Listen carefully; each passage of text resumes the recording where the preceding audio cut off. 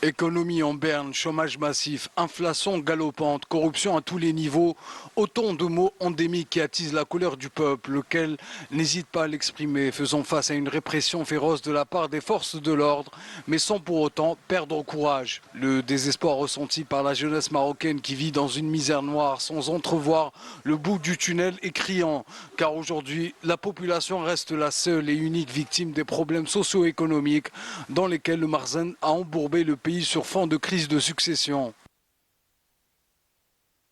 Le chômage et la précarité sociale continuent de nous ranger. Il n'y a rien ici.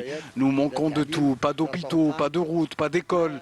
Les prix des produits de première nécessité ont grimpé en flèche. Comme vous le voyez, des familles entières sont dans une pauvreté extrême. Ayez pitié de nous. La vie est de plus en plus chère au Maroc. La hausse des prix a touché tous les produits sans exception, à commencer par les denrées alimentaires de base.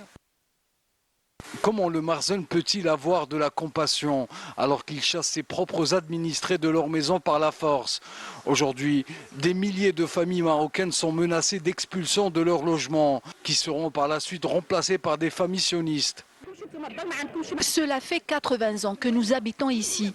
Voilà l'acte de propriété. Aujourd'hui, nos propres responsables veulent nous expulser dans nos terres pour les donner aux familles sionistes.